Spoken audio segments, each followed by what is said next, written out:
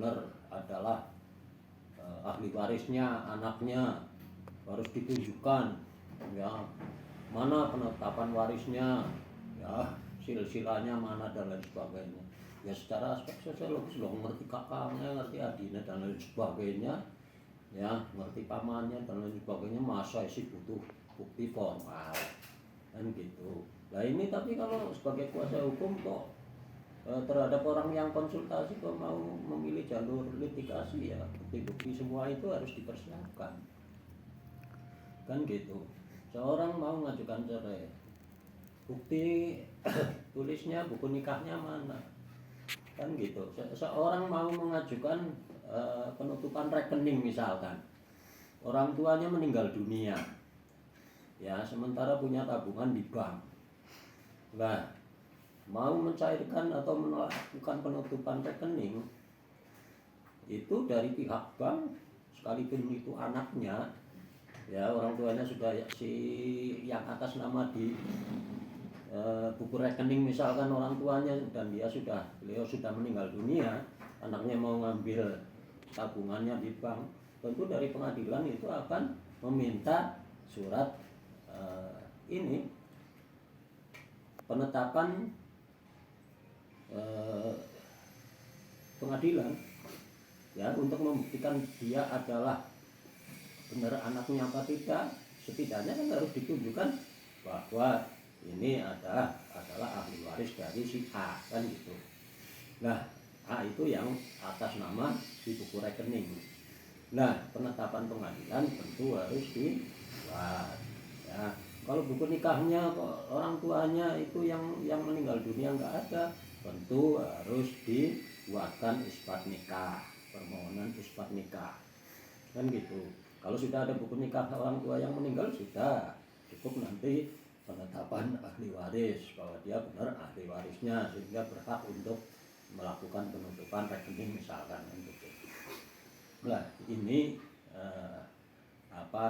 contoh-contoh kepentingan hukum ya, berkaitan dengan teknik pembuatan surat gugatan ya, sekaligus nanti adalah termasuk juga perkara-perkara volunter, yaitu perkara-perkara yang tidak mengandung sengketa, yaitu misalkan tadi adalah permohonan penetapan ahli waris, permohonan isbat nikah orang tuanya yang tadi kita mau ngambil rekening uang di tabungan atas nama orang tuanya yang sudah meninggal, tapi orang tuanya itu tidak punya buku nikah ya, menikah di tahun sebelum undang-undang perkawinan ya, barangkali di sebelum tahun 74 uangnya sudah ada, tapi pencatatannya tercecer atau tidak rapi dan lain sebagainya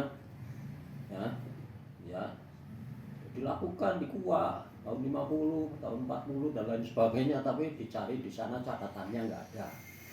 Perkawinan sebagaimana undang-undang perkawinan di pasal 1 kan, ikatan lahir batin antara seorang pria dengan perempuan dengan tujuan membentuk rumah tangga yang bahagia kekal berdasarkan ketuhanan yang Maha Esa, dan dicatat oleh pegawai pencatat nikah. Nah kata-kata dicatat ini karena perkawinannya sebelum lahir undang-undang perkawinan bisa saja nggak tercatat. Kalau pegawai kuahnya rajin, sekalipun saat itu belum terbit undang-undang, karena rajin dicatat karena begitu kita membutuhkan untuk kepentingan kayak tadi, mau melakukan penutupan rekening ahli warisnya berkaitan dengan orang tuanya sudah meninggal dunia, tapi duitnya mengbang kandi apa sekira gak ada ambil nang ahli warisnya, pengadilan nggak mau begitu saja percaya kan gitu, harus dengan adanya putusan pengadilan penetapan ahli waris.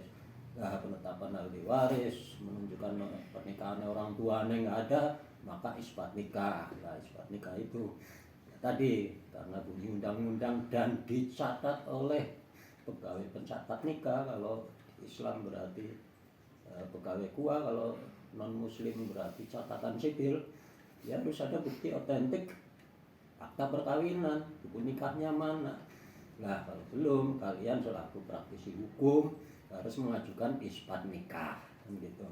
Isbat nikah ya perkaranya perkara volunter, bukan gugatan. Nah ini kuliah kali ini membuat surat gugatan, tetapi nanti berisi juga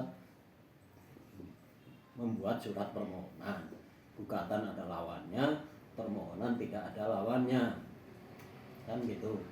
Nah tadi mau penetapan ahli waris yang nggak ada lawannya, yang ngajukan semua ahli warisnya, kan gitu. Kemudian permohonan isbat nikah, ya siapa yang punya kepentingan anaknya untuk membuktikan bahwa benar adalah ahli waris dari A, tentu setidaknya orang tuanya itu benar enggak menikah dengan B sehingga mempunyai ahli waris, mempunyai anak kita misalkan, kan harus ada buku nikahnya. Karena tidak tadi maka mengajukan gugatan permohonan isbat nikah, kemudian permohonan ahli waris, ya permohonan ahli waris, nanti keluar penetapan ahli waris. Kalau permohonan isbat nikah berarti permohonan putusannya nanti penetapan pernikahan, nikahnya orang tua yang dimohonkan itu, kan gitu. Karena resiko dari perkawinan yang tidak tercatat. Kalau tercatat ya tentu akan mendapatkan buku nikah, akan mendapatkan catatan nikah dari catatan kantor catatan sipil. Itu begitu. Nah ini kita lanjut.